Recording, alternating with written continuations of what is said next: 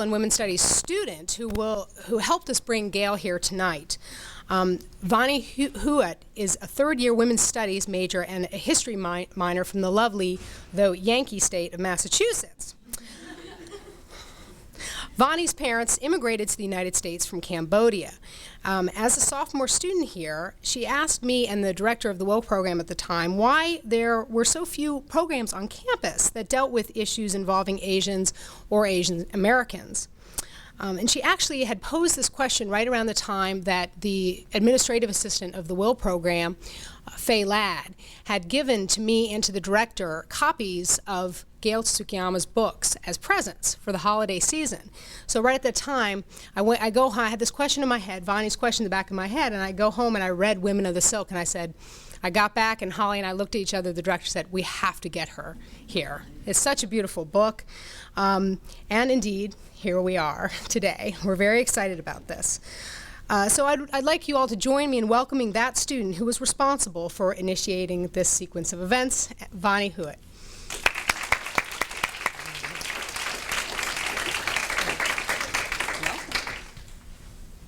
Hi, good evening.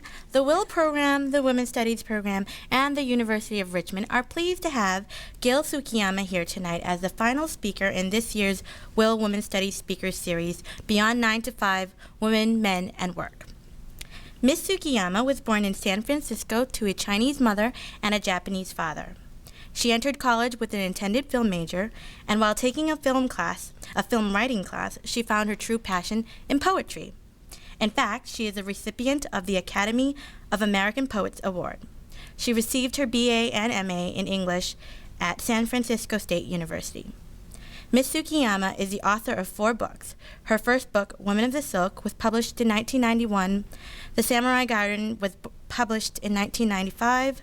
Night of Many Dreams was published in 1998. And The Language of Threads was published in 1999, and the last book that I'm running out to Barnes & Noble tonight to get, Ms. Tsukiyama, and in preparation for her arrival, the WIL reading group had chosen to read Women of the Silk. I found that this book was a refreshing change from most of the general Asian American literature selection. The reason is that most Asian American authors tend to explore the immigrant and or their children's hardship in terms of assimilating or acculturating into the United States. Ms. Tsukiyama, on the other hand, writes about the native people and their issues in Asia. Women of the Silk, set in 1926, is a story of a couple of Chinese female silk workers who were able to establish an amazing friendships within an oppressive working environment. What I choose to take away from Women of the Silk is the ability to believe in dreams, dreams that are created by faith, by unconditional support, and by the individual. And speaking of dreams, next month, Ms. Tsukiyama's 5th book, entitled Dreaming Waters, will be out at the bookstore. And an editorial review describes this book as an exploration of 2 of the richest and most layered human connections that exist, mother and daughter, and lifelong friends. And so tonight, I'm honored to present to you Ms. Gail Tsukiyama. Thank you.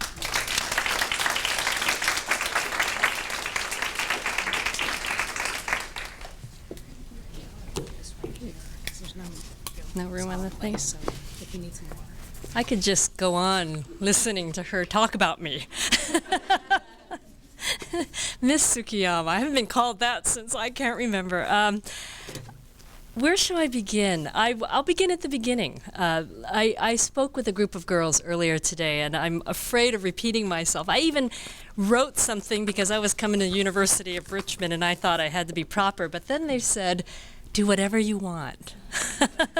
So I think I'm going to give you a history. I'm incredibly honored to be asked to be here. I didn't know that much about the WIL program before being asked, and I'm thrilled that they would have a program in a university where women are enriched and empowered like this. I know I didn't have it when I was going to university, and I had to kind of find my own way, and it's nice now that they bring speakers who will talk about what it's like to go out in the world and how it'll be, especially when you're on a beautiful campus like this. I mean, this is like being enclosed in heaven. You know, I went to San Francisco State, and it's all concrete, and it's all cement. It's right in the heart of San Francisco, and People come from all over, all backgrounds, and they're tough. They're so nice and polite here. I feel like I'm somewhere else. It's just wonderful. I don't know if I can go back to California now, Juliet. I wanted to talk about how I came to write all the novels. I thought that might be the way to do it. I wanted to give you some of my own background because I'm half Chinese, half Japanese, raised in the Chinese culture. My father was Japanese from Hawaii. He was very much the beach boy. I didn't have any Japanese culture growing up.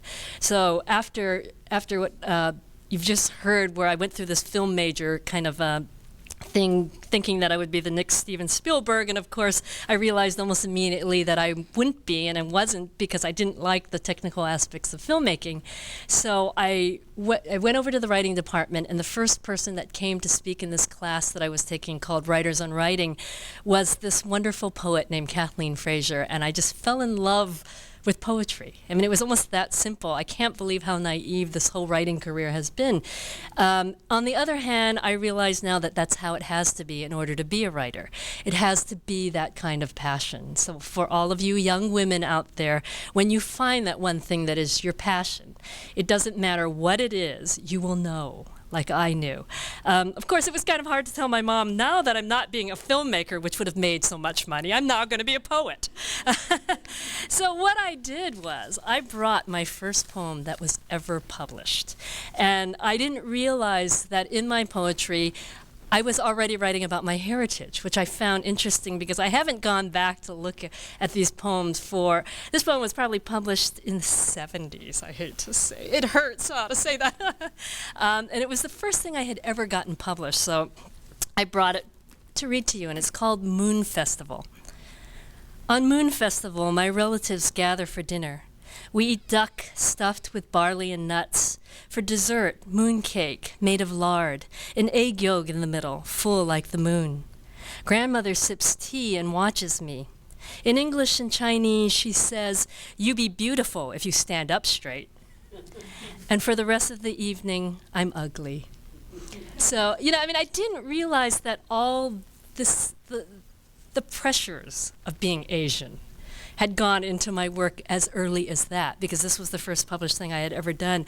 And then I went through this phase of I had graduated and I had gotten my MA, and I thought, I need to find a way. I was always teaching simultaneously. I've always taught. And I thought, I have to find a way to make more money. I'm going to write short stories, because there's more words, and if they're going to pay me by the word. So I took several years where I just wrote short stories, and I was learning and reading and teaching myself and doing, and I also want to go back and say that all this aside, using my culture in my work as much as I have, I was very fortunate, because usually when you grow up in an Asian family, you're usually forced in particular directions that will make more money for you when you go out into the world. So many people I know were science majors, so they could become doctors or lawyers or engineers. I fortunately had a mother who came over from Hong Kong in the 1950s and who was an art major. So she always buffered me to a certain extent and allowed me to do what I wanted, even when my grandmother, this grandmother, who said I never stood up straight, and who I loved dearly, but just didn't understand what I was doing half the time when I was down. She would always say, "What's she doing down there writing?" So all this has added to everything that goes into all these books, and although people always ask me, "Are you in any of the books? Is your family in any of the books?" I made a conscious choice very early on not to write about myself and not to write about family members. Because I come from a Chinese family, and I wasn't about to write about people who were still living. So I made the conscious choice to write about something else. And she had also told you in that lovely introduction that choice led me to start researching on China, because I was brought up China.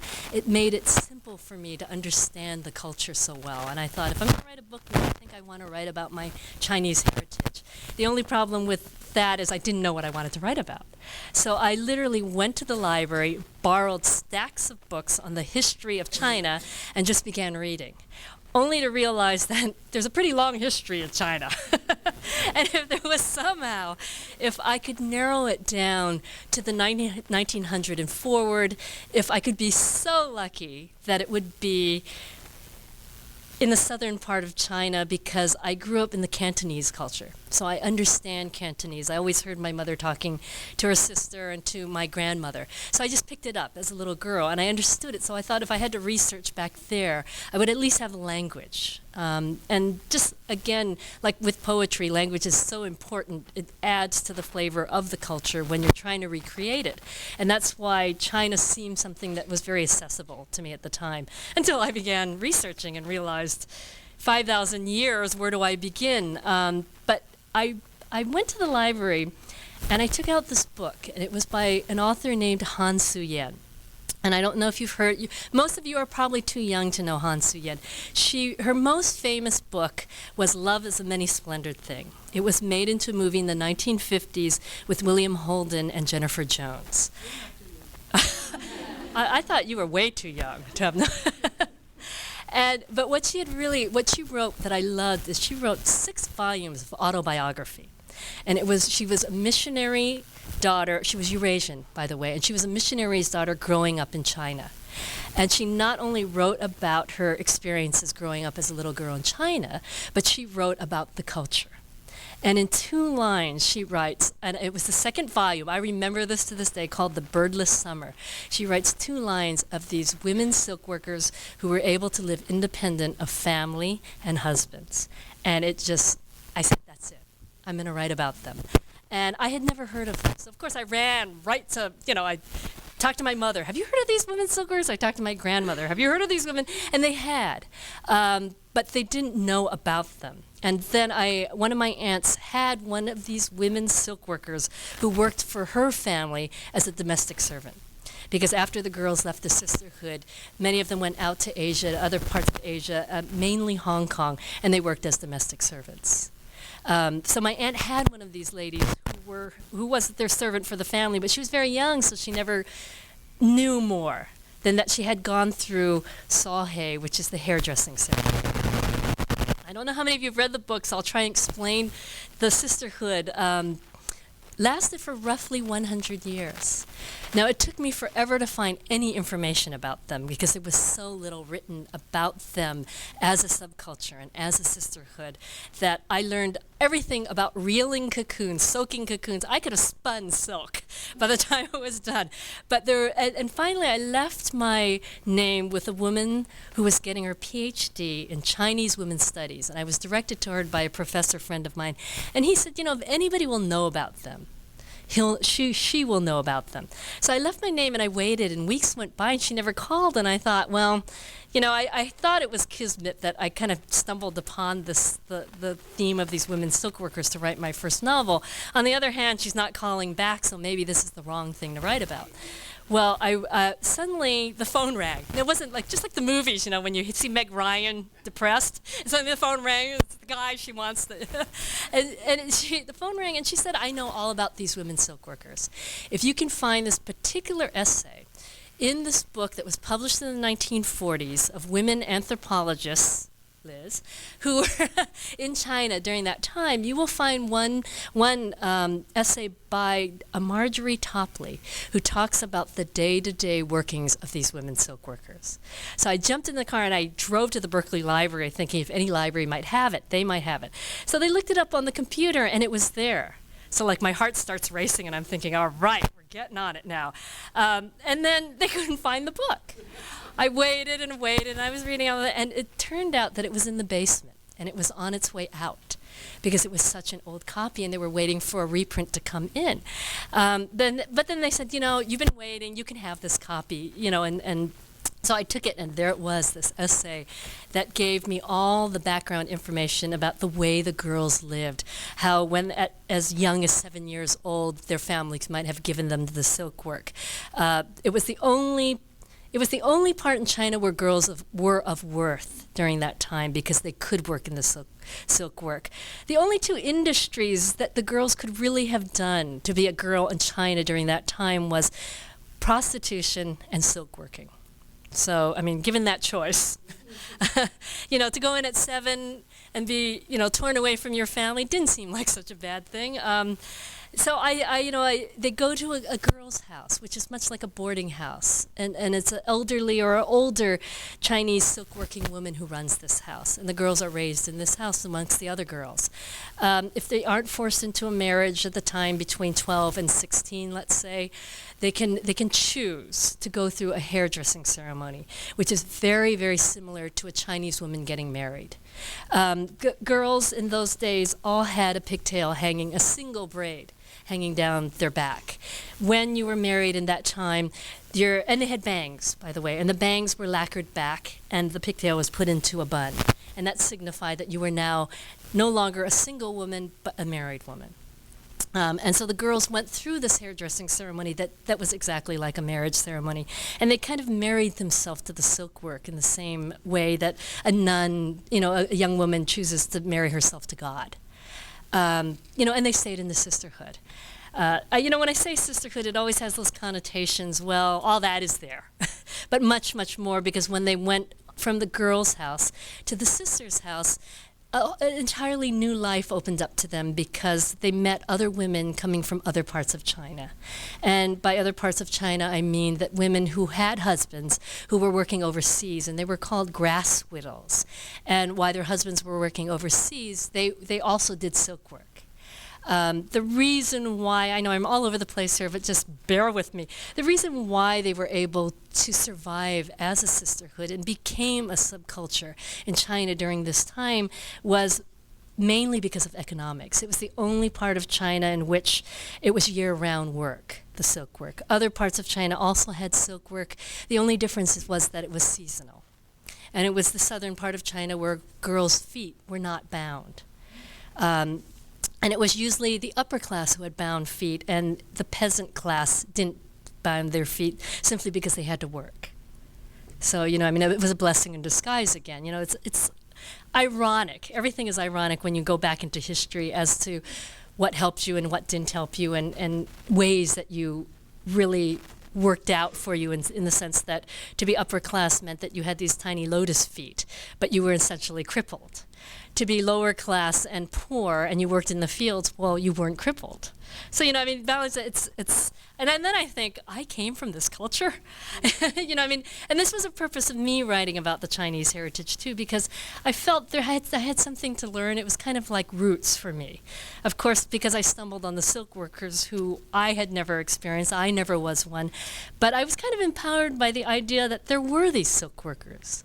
And the other reason why they survived as a subculture for so many years was more of a superstitious reason. The Chinese culture is just packed with superstitions.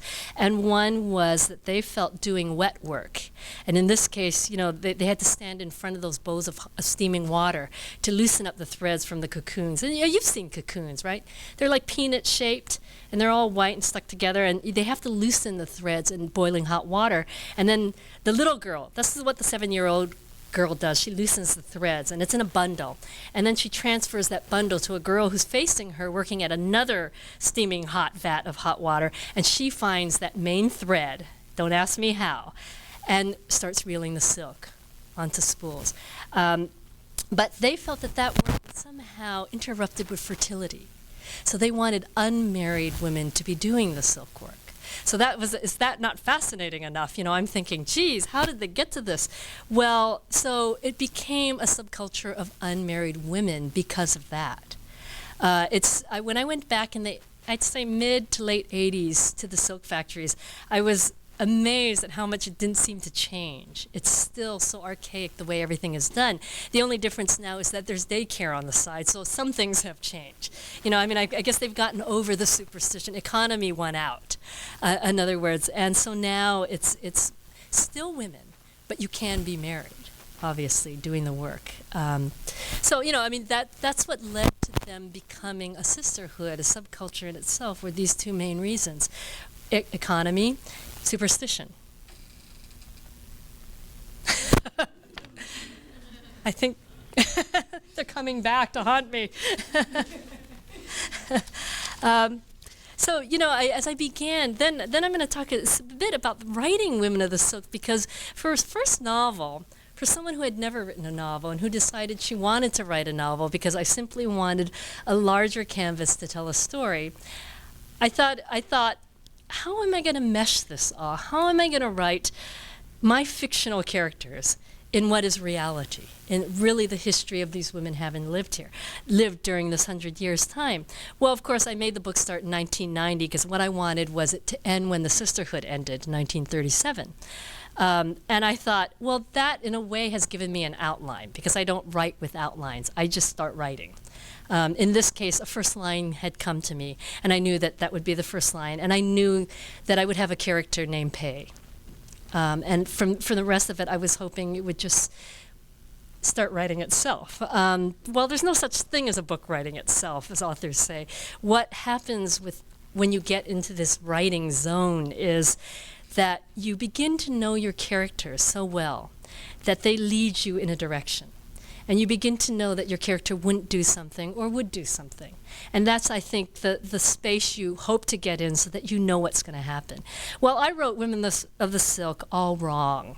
For the first 150 pages, it didn't read right to me. You know, I went back, I wrote 150 pages, and I went back and I started reading it from the beginning, and I said, something is wrong with this book, and I can't figure out why. And I realized then that I was trying to write it in first person. For some reason, I thought that everything would have to be seen from the eyes of Pei, because obviously she's the little girl who would be the main protagonist, and everything would be heart-wringingly from her point of view. Well, then I thought, well, there's no way Pei could know about every single woman's experience that came to the sisterhood. So I thought, well, what if I put it in third person? So you know, I went back and I put it in third person. I said, this is much better. It's reading much better. The story's translating much better. And then what I did was I eventually divided each chapter into 3 sections, with each section having a different voice, which allowed me to tell all the different stories coming from different point of views.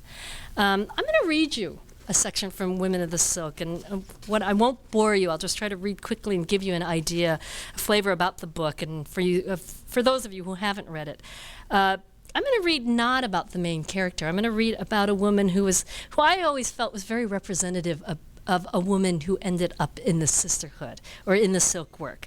And it kind of tells, she kind of had done what many of the women had done, which was she was forced into a marriage, but she made a bargain with her husband and his family to return to the silk work to work, and she would send money back to him and his concubine and any children they had. Now the silk work was very interesting in another way. To keep the silk work going, to make sure that the sisterhood would survive as a society of women, the firstborn child went to the silk work. Went to do silk work. So it was kind of an interesting thing that was going on here. But I'm just going to read you a section about this particular woman, Kung Ma. Kung Ma had little memory of her real family. For as long as she could remember, the word family had meant her sisters, first at the girl's house and now at the sister's house. They provided all the love and nourishment she had never received from a father and mother, and consequently they received back all that was in her power to give. Occasionally, in some odd moment of the day, Kung Ma thought of her family, though she no longer saw their faces clearly. She had been given to the silk work at the age of 7 and had flourished. Still, with each passing year, Kung Ma felt her memories seemed to sharpen. They seemed to move through her with every throbbing beat of her heart. It had been on one still, unexpected night that Kung Ma's life changed for a second time. At 14, she was suddenly taken from the silk work and made to marry. Out of nowhere returned the father she barely knew. He sold her again into another life. She'd been taken by such surprise that by the time the realization of the situation hit her, Kung Ma was already in a rough, poorly constructed wagon with a stranger who was her father heading away from the girl's house. But the bigger surprise came later, when they entered a small, run-down farmhouse in the middle of nowhere. Her new husband was a boy of 6. Kung Ma stood waiting, frightened and anxious as a pent-up animal, when the child was brought in from outside. His face and scanty clothing were covered with dirt. He peered up at her with curious, cautious eyes, as if to say, "Who are you? What do you want?" "This is your new husband, Hua Ming," her father announced. Kung Ma looked down at the little boy and began to laugh. At first quietly, and then without restraint. Her father grew red with rage, while the little boy soon grew impatient with all the adult games and wandered off to play in the corner of the filthy room. For the next 3 days, Kang Ma stayed with her new husband and his family. Afterwards, she returned to the silk factory to work for her husband's family, until Hua Ming had grown into a young man who could carry out his husbandly duties. This was the agreement worked out with her father, in which Kang Ma had had no voice. During her time at the farmhouse, Kang Ma said little to her new family, doing what she was told and ignoring everything else. She would remember that time like a bad dream, leaving a bitter taste in her mouth. The one sweet moment Kang Ma remembered fondly was playing with her little husband. I could never read that line without laughing. They looked like brother and sister squatting on the ground. Hua Ming innocently watched his new wife throw a handful of twigs on the ground and then try to pick them up one by one without moving another. He tried again and again with uncontained laughter. She never forgot the laughter that filled the air pure and free, or that little boy who must be a father himself by now. Kang Ma never went back to her young husband and never failed to send money monthly to support him, his concubine, and his family. It was all they asked from her. Kang Ma closed the door to her room. Unlike some of her other sisters, her life had been relatively undamaged. From the top drawer of her old bureau, Kang Ma extracted a large red and black book in which she wrote every day. In it, she recorded her life and the lives of her sisters, as the words were passed to her in daily conversations. "Don't you ever want to see your husband again?" Su Ying once asked. Others have returned to their husbands after the silk work, and some have even bore them children, Kang Ma said, more to herself than to Su Ying. "Is that what you'll do?" Kang Ma looked up and laughed. "I doubt we would know what to do with each other." But in the quiet of her room, Kang Ma recorded it all. The smallest detail was saved like some precious gift. The boy husband she barely knew was a total stranger now. He was not like the husband for whom Su Ying waited, the husband who traveled overseas trying to make a better life for his family. It was each one of their fates that brought them husbandless to the sisters' house. Hers was a life she accepted without regrets, collecting small tokens of its existence along the way. Sometimes, after long, busy intervals at the silk factory, when Kang Ma reached for her book, her hand would unconsciously move past it, stopping at a white box buried deep within her clothing. The box contained the only remnants of her marriage, a handful of brown twigs. Anyway, so that became Women of the Silk. When I was telling the girls earlier that when I'm between books, I get very nervous because I never know if there's another book. And the most actually nerve-wracking time was between Women of the Silk and The Samurai's Garden, which was my second book, simply because I didn't know if I had another book in me, and because the silk workers were so possessing in a way, because I knew that they this wonderful sisterhood I could write about, and I didn't know if I had another story to tell. And if I did, and it wasn't based on a sisterhood, what was I going to do? I was sitting there one day, and the idea of Samurai's Garden came to me because it's very loosely based on an uncle's experience. Only that I had grown up hearing that he was my mother's favorite brother. So you hear, about her favorite brother, how he had been sick and how he had gone to Japan to recuperate for 1 year. And I thought, well, I wonder how it was to have gone from Hong Kong. And he had a very lively, kind of loud life, and going from the Chinese society to a Japanese one, which is very much opposite in many ways because it's very quiet. It's much quieter. The Japanese tend to hold things in much more. The Chinese let it out. But many things are also very similar.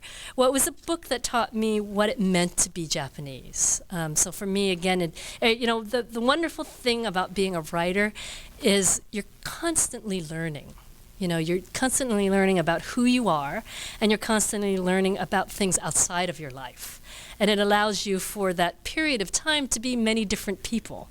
And I think that's a great luxury to have, and that's probably the most wonderful thing I can tell you. If you said to me, what's the best thing about being a writer? And it's like putting all these different masks on for a while, and then being able to take them off and be yourself again. So you have all these wonderful things. I have this thing about diseases. And I was always fascinated with leprosy. and I wanted somehow to get it into a book, and I didn't really consciously think about it, because when I was studying about being Japanese, because literally I had to study about being everything from the language to the kind of fences they used in this part of Japan, which is the sleeve kind of fence, because my uncle had really gone to my great-grandfather's beach house, and so Stephen goes to his great-grandfather's beach house. But the story became, what happens, and the question actually I always get is, why didn't you make it a woman? I don't, and it never dawned on me to make it a female character. And it would have been a lot easier, because I was very afraid to write from Stephen's voice, because it is a male voice and it's very different. He's a very sensitive young man, I like to say. He's the man every woman would want. So I was writing this book and I thought, how am I going to do this? I have to write it in third person. Right? 5 pages in this time, I caught myself and I said, I'm doing this wrong, but it didn't take 150 pages. And I realized that it had to be in first person, that somehow the story had to be very closed, that it was a world in which Stephen had to be the camera. Here's where my movie background came in. The story would be told from what he was seeing and what he was hearing.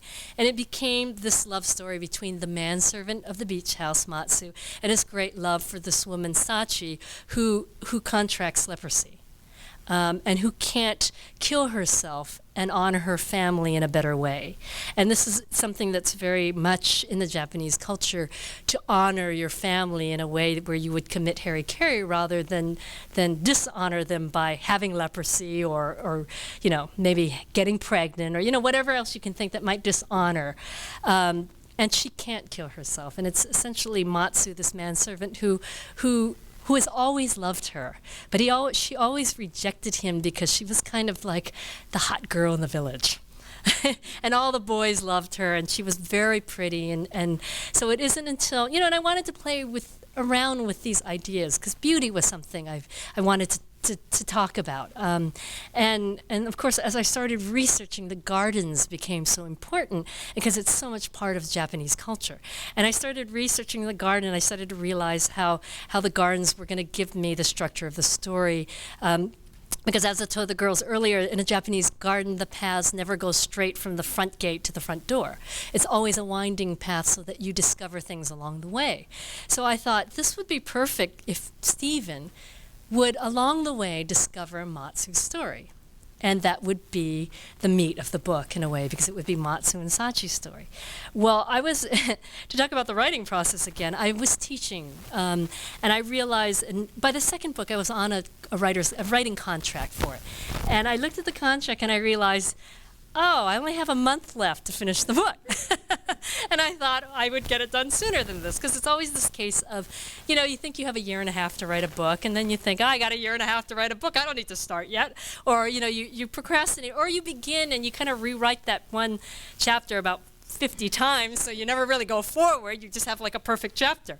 And what I did, and part of it was researching, and part of it was the fear of getting the culture wrong.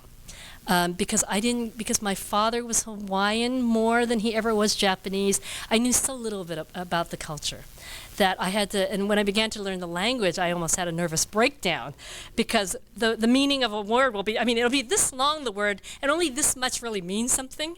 The rest is just all the formalities that the Japanese have in their language. And to the fact that how low you bow is how much respect you give to another person. So if you only bow like this, so tomorrow when I leave, when I only go like this to you, but if my forehead hits the ground, that's like ultimate respect. So it's all these little nuances that makes the culture so much more difficult than having grown up in the Chinese culture and knowing it already. So that was, whereas the first book, I had the culture but not the story. In the second book, I had the story but not the culture. And that made it actually much more difficult, in some ways the most difficult of the books that I've written so far.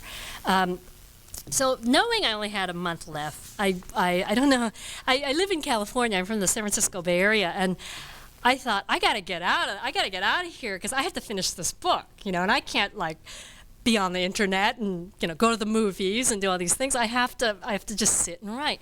So I rented a place in Lake Tahoe, and I don't know, it's like up in the mountains, and I sat there and wrote for the entire month, from the moment I got up to the moment it was cocktail hour. And I had way a lot of cocktails after that.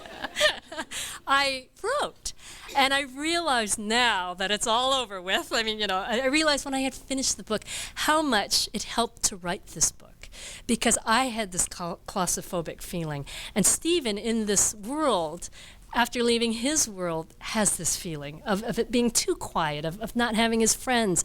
And so this is a book in which everything's incorporated, but it's the quietest book you've ever read. Because I keep telling you, there's a tsunami in it. There's leprosy, there's a fire, there's like all this stuff. But somehow, I think it's the Japanese side came out of me, and it becomes something else. It's almost like this poetic journey of the seasons, because it's divided into the 4 seasons.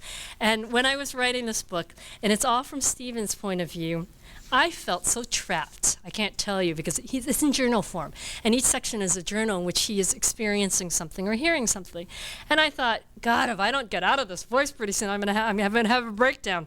So I thought, okay, Sachi, the leper woman, the once beauty, who now, of course, is with Matsu, is going to tell her story to Stephen.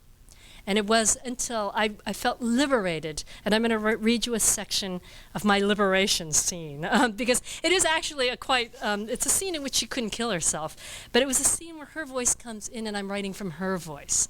And after staying with his voice for about 2/3 of the book, it just felt like such a relief to have her telling her story.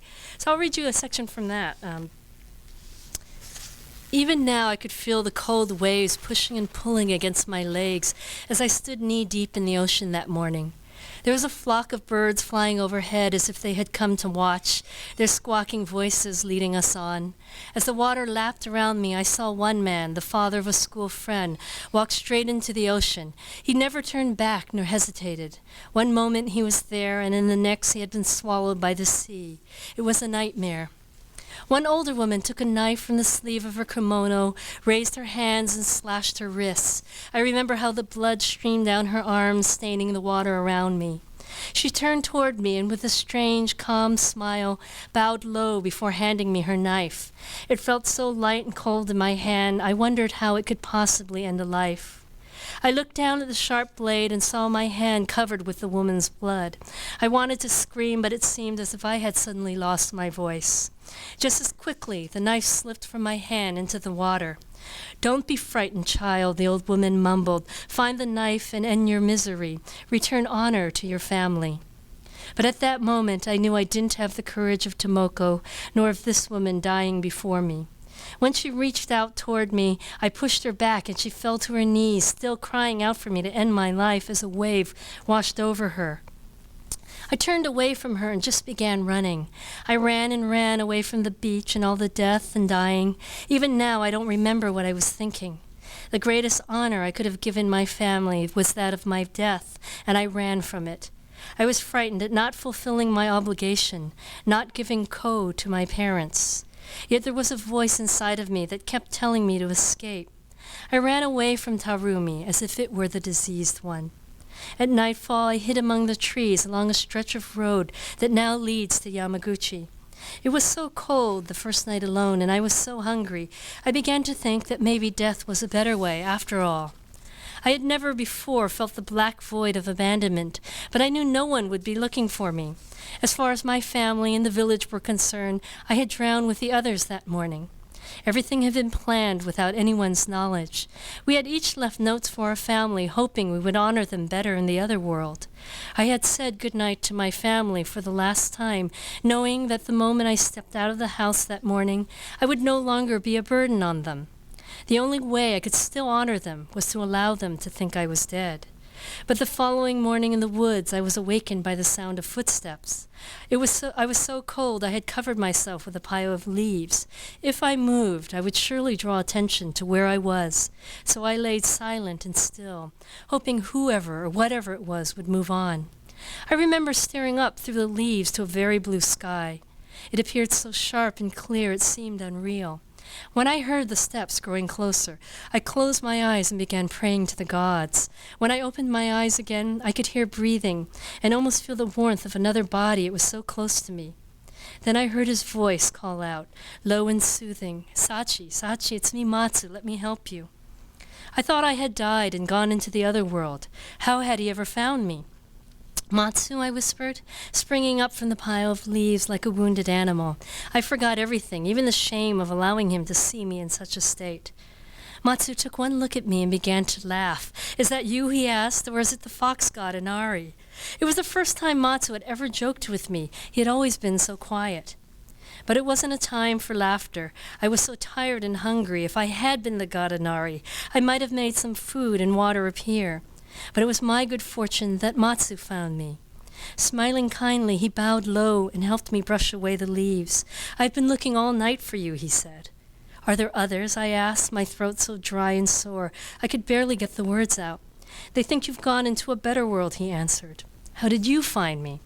Matsu just smiled. He opened the furoshiki he carried and took out a bottle of green tea. Even though the tea tasted cold and bitter, I have never been more grateful for anything else in my life. He also brought along some rice cakes and a package of dry seaweed, which I ate hungrily. When I had finished, I bowed to Matsu and asked again, "How did you know I was here?"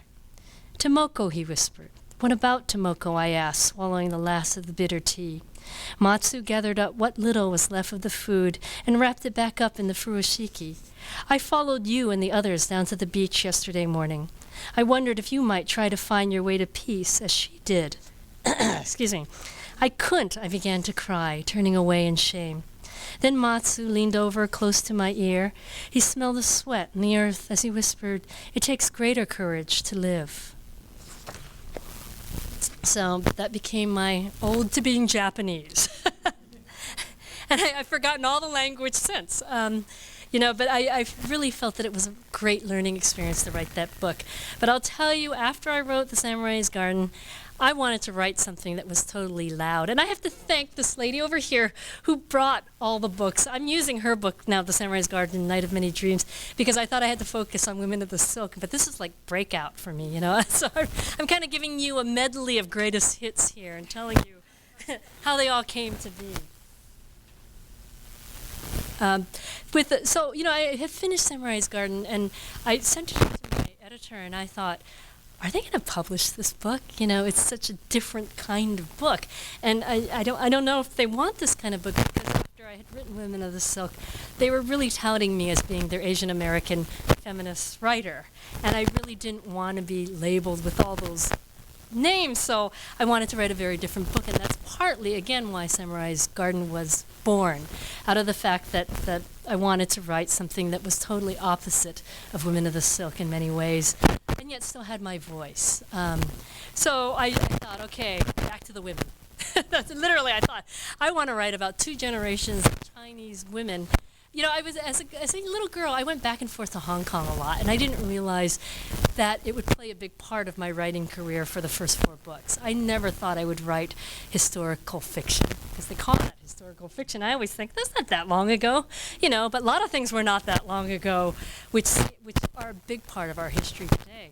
And all the books, in a weird way, all begin around or during World War II, and that also was not planned. Everything was very not consciously done. And they follow a timeline, one right after another, in terms of the times in which they take place, which wasn't consciously done either. Today I was asked the question, are you going to write something different now?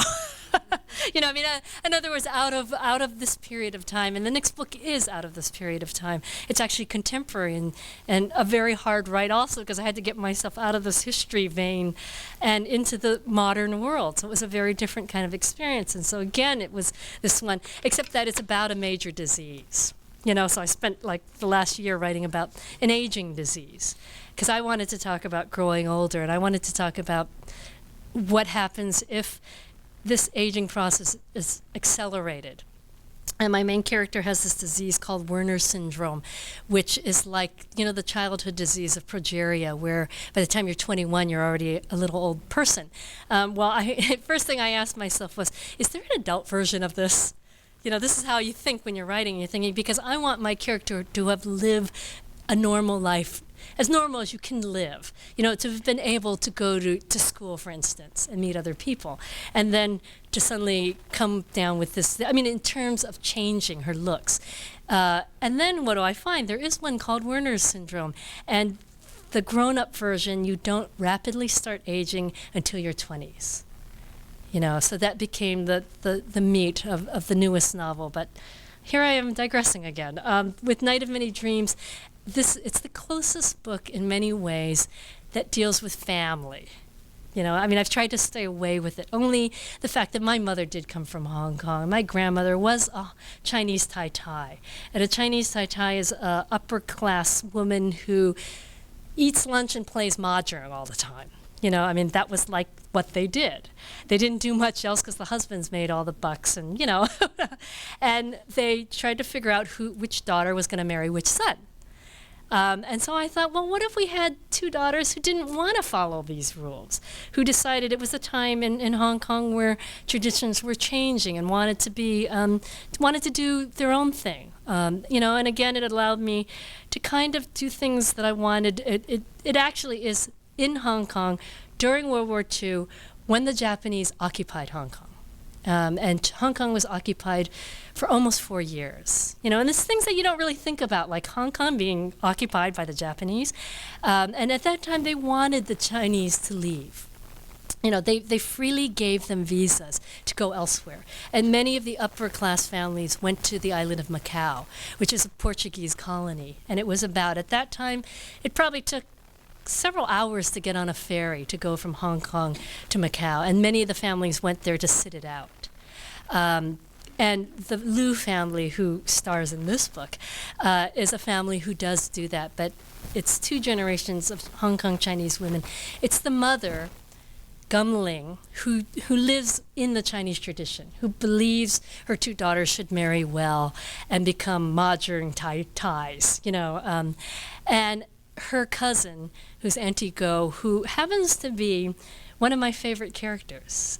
She was a character that just because she's my feminist character. She doesn't get married.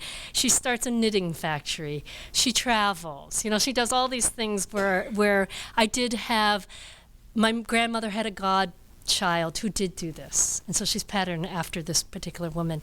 But she just became this character that I just really enjoyed writing about. Because she probably did this thing at a time where women weren't supposed to be doing this. And she ignored them, or I don't know, she tried to ignore them, and she went on and became very rich and famous by doing this, by starting a bunch of knitting factories and churning out sweaters that probably were sold in the United States,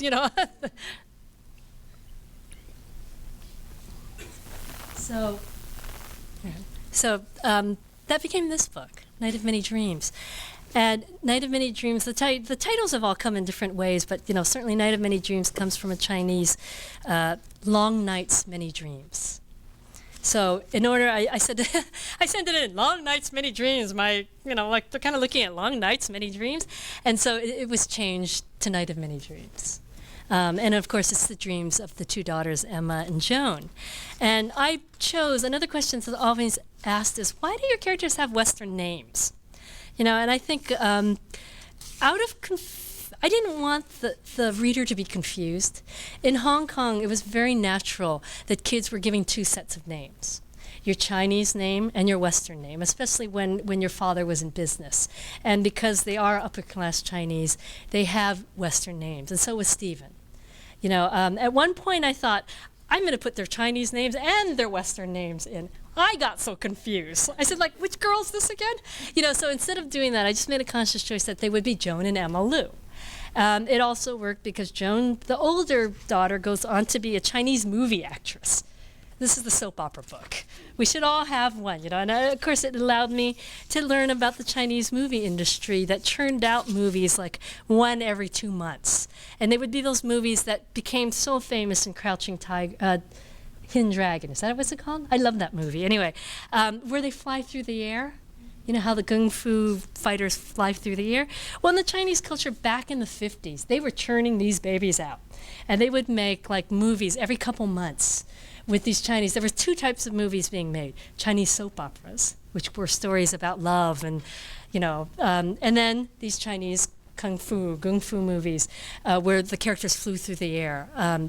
So Ang Lee, who's the most amazing director I've ever seen, brought that back again with Crouching Tiger, and it talks about the 50s when Joan decides she's going to be an actress against mommy's will and do what she wants. And so I decided I wanted to write about that. And I wanted the other daughter to come to America because it was a time, the 50s, where girls began to think outward. It was the first time that a lot of girls came.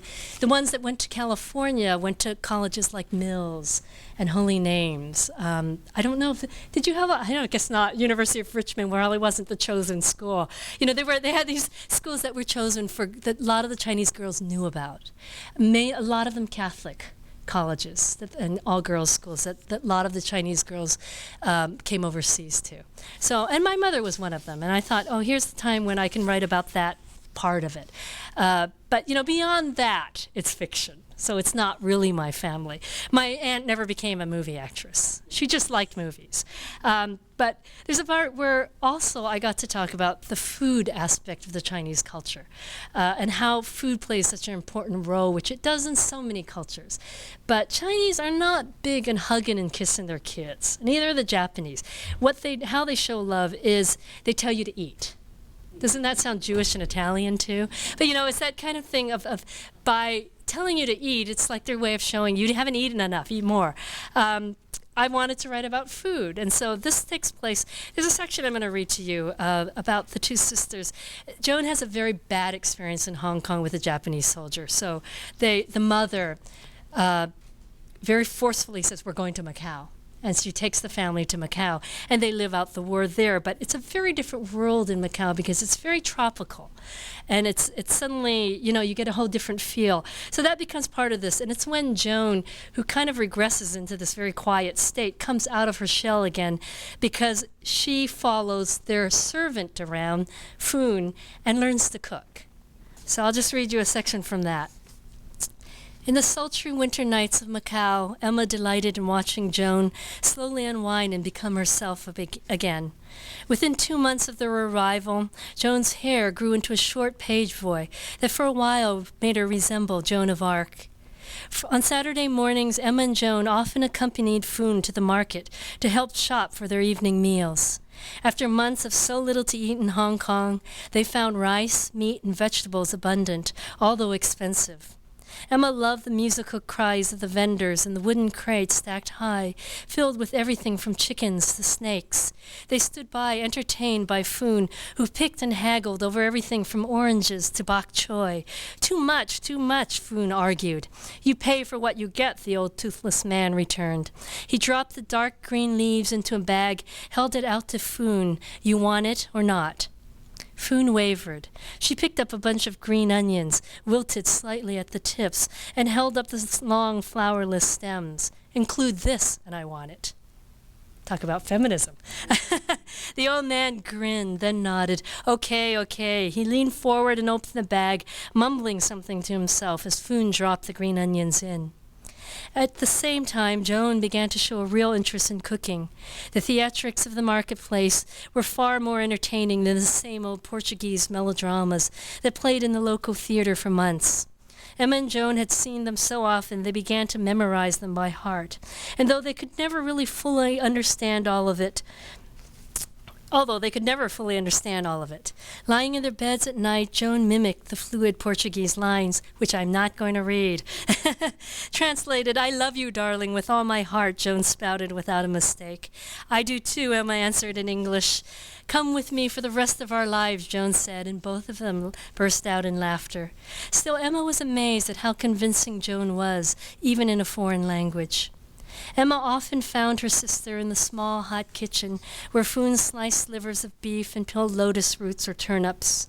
Joan watched, absorbed, while slowly reciting to herself the 5 great grains of Chinese cooking: wheat, sesame, barley, beans, and rice.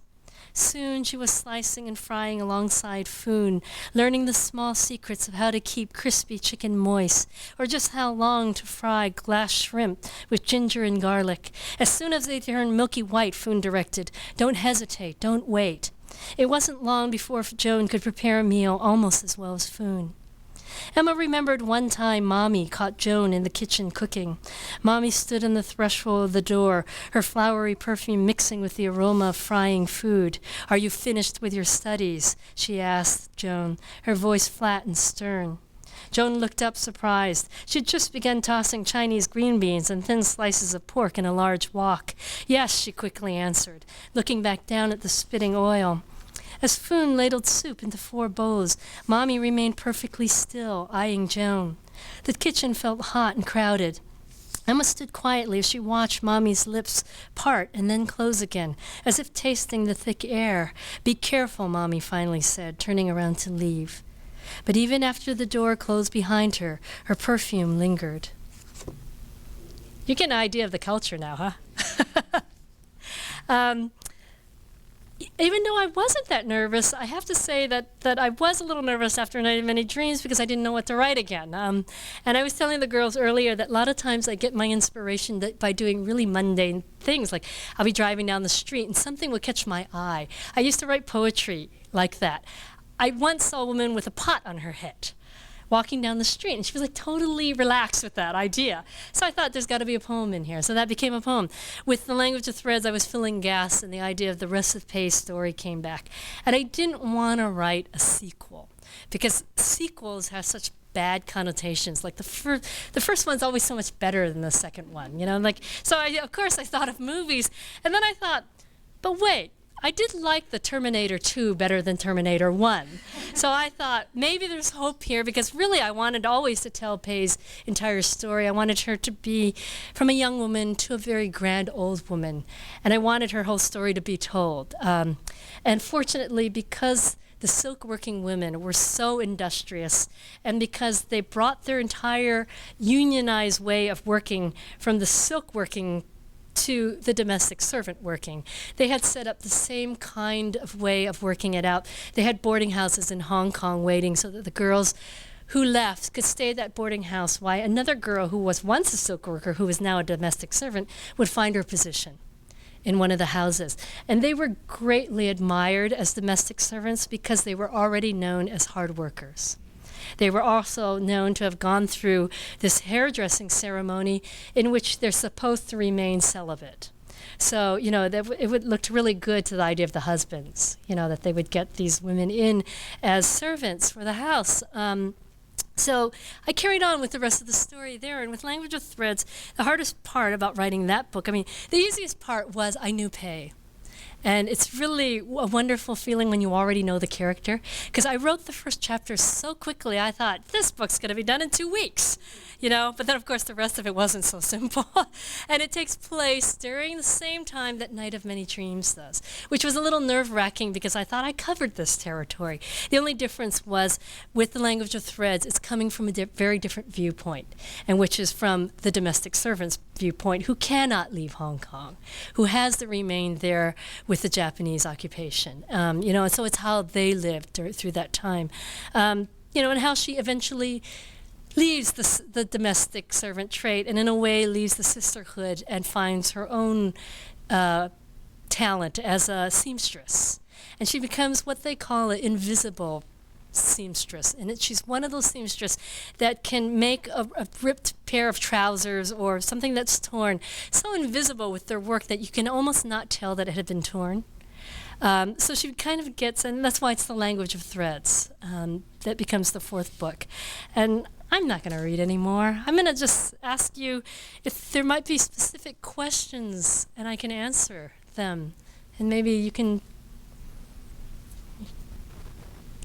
Did your grandmother go to, was it Macau? Did my grandma? Yeah, she did go to Macau. Yeah. My grandmother also spoke fluent Japanese because my grandfather did do import. See, now I'm telling you all this and you're finding out, well, she is writing about her family. My grandfather was an import-export business out of Kobe, Japan. So they were very, very Japanese in many ways. They went back and forth quite a bit. And my grandfather stayed in Japan a lot of the time. My grandmother was back in Hong Kong raising the kids. Raising the kids. How did my mother and father meet? In California. It just happened. You want all the dirt, don't you? Because he was more from Hawaii and American than he was ever Japanese. And because my grandmother and grandfather were very Japanese in some ways, it was never a problem that they married. Because there was always that question of, well, he was Japanese and she was Chinese, and after what they had done to the Chinese, aren't they enemies, bitter enemies? And I said I was fortunate because my father was Japanese American. And because my mother, a friend of hers said, I'm going to try and get this job. She wasn't going to college. She said, I'm going to try and get this job teaching at the Army Language School in Monterey because they're looking for a Chinese teacher. And she said, come with me to keep me company. Well, my mom got the job. And she actually met my father, who was in the Army at that time.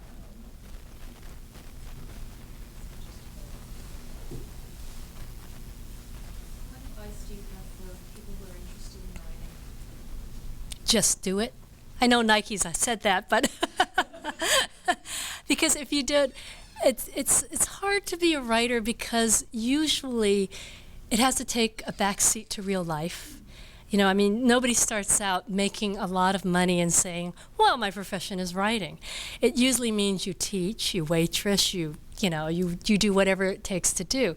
And so if it's such a passion that you still do it, amongst everything else you have to do, raising families, kids, whatever, then it is a calling in which you'll just do it, and that you keep doing it. And so my answer is, if you're in that position where you have a lot of baggage to carry other than just sitting down and write, to find time each day if you can, and it can be as little as 15 minutes to half an hour, where it's your time, that you can even write a sentence, is to just keep doing it. Have you been back to Hong Kong since the takeover? Yes. The Cantonese are very tough people. When all of China turned to Mandarin, they wouldn't. They still speak Cantonese in the Canton area, the southern area.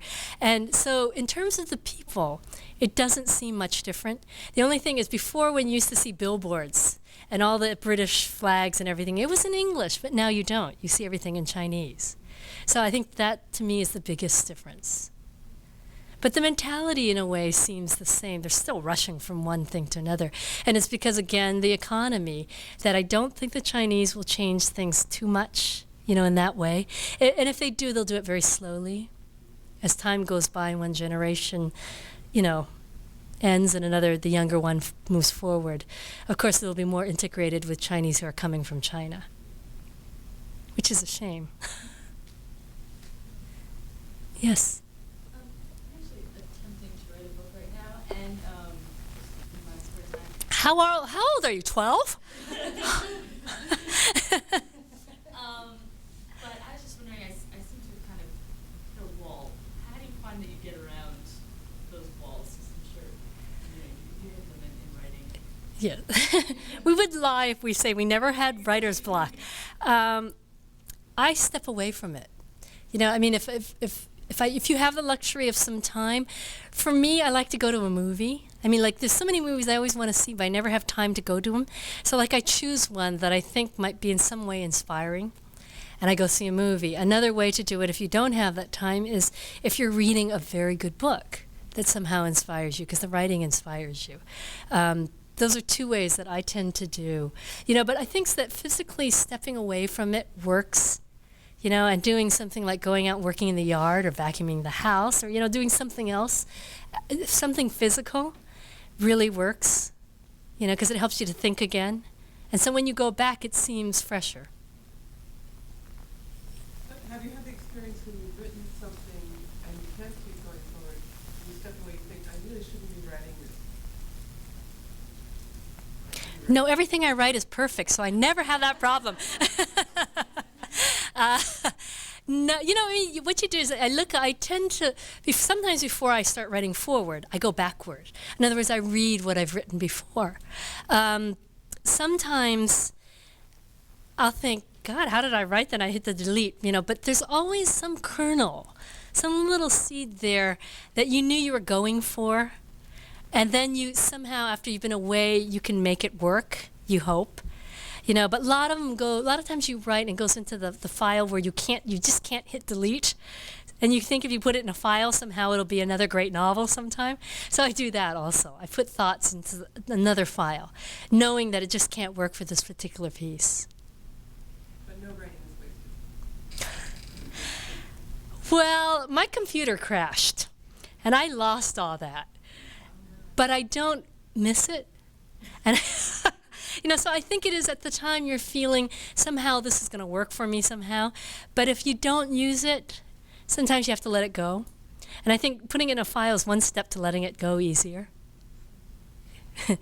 But in reality, it's just not putting, it's like the trash file is what it really is. Yeah. Yes? I would be interested in what authors you particularly like. What authors I really like? Who did I say? I like authors who inspire me as a writer. So it's you know, I mean, inspiring me means that take chances, do different things. I think I said Annie Proulx. I wrote the shipping news. A current writer whom I like a great deal is Ann Patchett.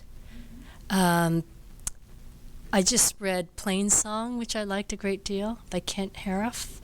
You know who has always inspired me? Jane Austen.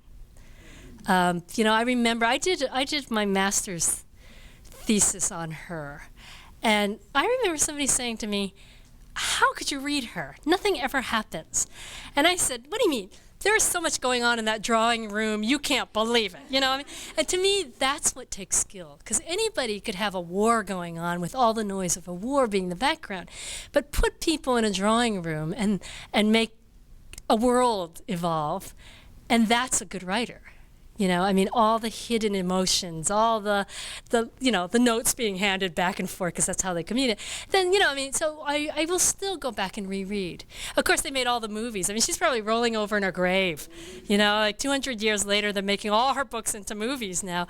But, you know, I reread her just to see how she did it. You know, and I probably read the same writers you read, really, in all seriousness.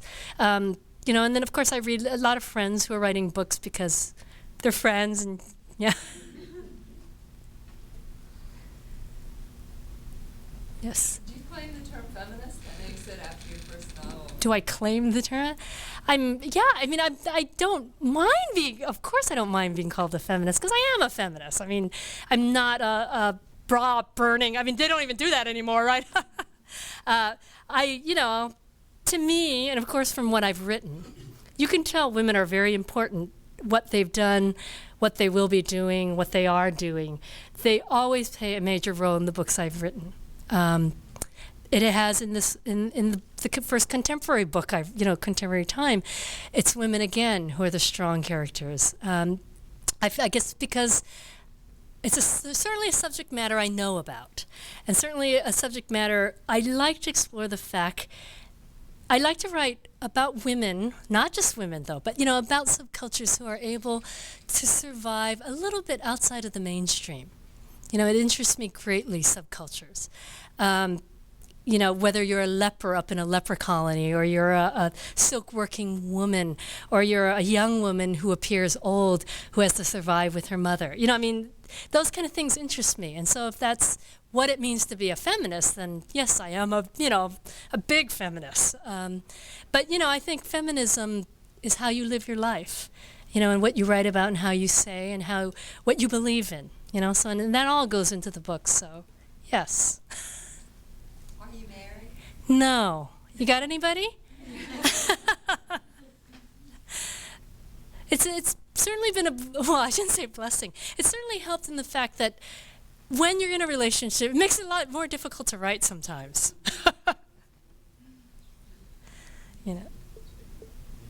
Yes. I was wondering how much research is it, like in your books, how much is research and how much is just background information that you just know from your family?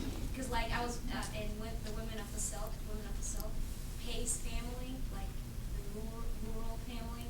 You described it so beautifully and so in detail. I was just wondering like how much research you would have done to do that. Well, you know, the more I write, the more I realize that you know, everybody thinks that because you write about the Asian culture that it doesn't translate over. You know, and I mean that by saying that somehow Asians are so much different from everybody else, you know, another culture. And what I found the more I write is the more I learn about the differences, the more I see how much we are the same. So in other words, I haven't been a poor farmer's wife in the middle of rural China, but somehow I can understand how she felt. You know, I know that sounds weird, and it's almost like projecting yourself into a situation. Well, yes, I did research, so I know that this is how they lived. I knew that women had a very tough life out of it, because suddenly they were thrown into this household that might have been so opposite of where they came from. You know, and they had to just live it. They had no choice. So I kind of project myself into it. You know, I mean, this is where it's like the acting part comes out, where I think, how would they feel, and how can I translate this to a reader? You know, and of course, we're all the same underneath. That's really, really true, because if I can translate the emotion of it across to a reader, then I think I've done my job. And I think that's what you're realizing when you're reading it, is somehow I've translated how this woman feels. And because it's emotions that are probably standard in all of us in a lot of ways, if I can find the right emotions to put it into characters that are in the situations as her mother was, then it works. But a lot of it was background that I knew how these women had to survive.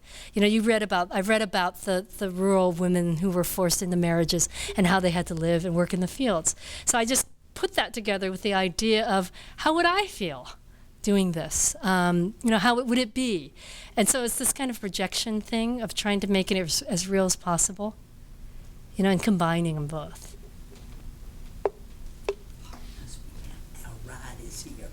They took a bus to come see me. Thank you, ladies.